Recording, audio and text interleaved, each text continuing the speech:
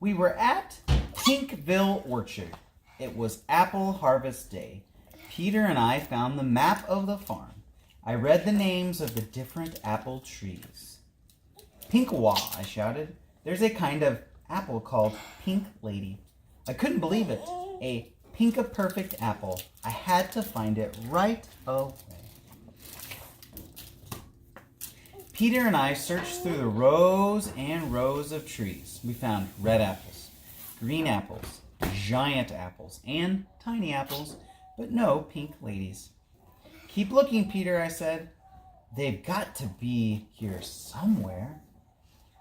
Oh, Pinkalicious, Peter called from behind me. Look what I found. I turned around and saw my little brother with his arms full of rosy apples. Pink ladies for a pink lady, he said.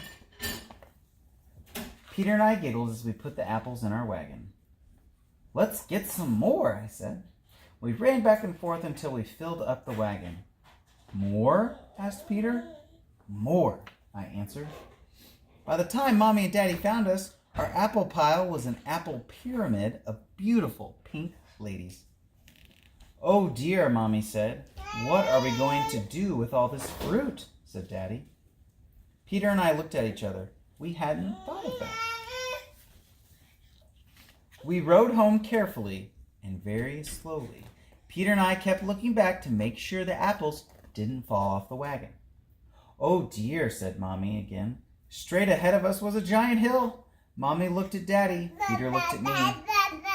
Uh-oh, I said. Up, up, up we climbed. We pedaled and pushed our way to the top. At long last, we were almost home. I could see all of the Pinkville down below. I was so excited to get home that I started pedaling faster. Wait, said Daddy. Be careful, or the apples will... What do you think they'll do now? Daddy didn't get to finish his sentence. He was interrupted by the sound of rolling apples. The pink ladies fell out of the wagon and went flying down the hill. We tried to catch them, but they were rolling much too fast. In such a few seconds, the streets of Pinkville were covered with fruit. Come on, I yelled. We have to get our apples. Peter and Mommy ran in one direction. Daddy and I ran in the other. We followed the apples as they tumbled down the street, picking them up one by one.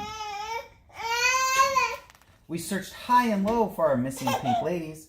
Mommy and Peter found a bunch that had rolled into the schoolyard. Mr. Sizzle had some by the front door of his ice cream parlor. I saw 3 hiding under the rose bushes in Pinkville Park. Little by little, we gathered up all the pink ladies and brought them home. Then we washed them and washed them and washed them some more. Some of them were a little bit bruised, but they were still good enough to eat. So we ate them all week. We had apple pies. We had apples with every meal. Apple cake, apple crumble, apple sauce, apple cider, apple slices, diced apples, dried apples, fried apples, even apple ice cream. By Friday, we had eaten nothing but apples, and we still had many left. It felt like we were never going to finish.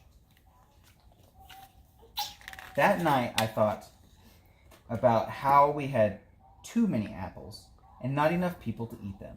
And I thought about how my family had looked for pink lady apples all over town. That's when I had an idea. Since we couldn't eat all the apples on our own, maybe we could share them with the rest of Pinkville and call it Apple Appreciation Day.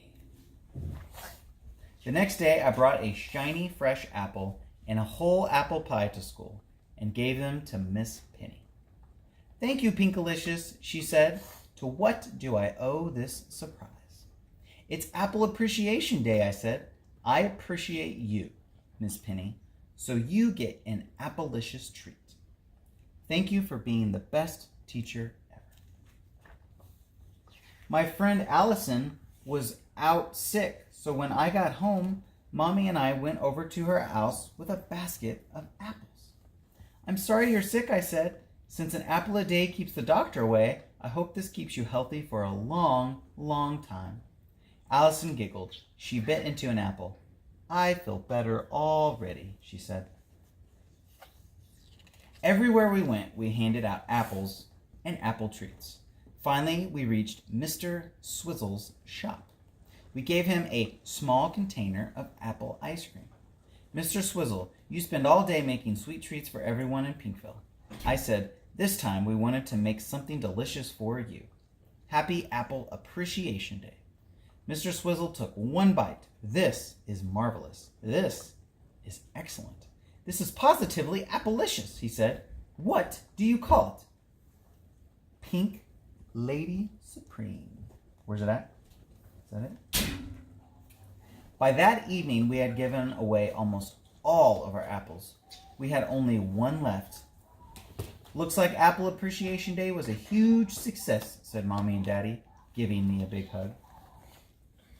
Then Mommy took the last apple out of the basket. This one's for you, Pinkalicious, he said, as she cut it in half and twisted it open. Inside there was a star. A pink lady with a star inside, said Daddy. That sounds like someone I know.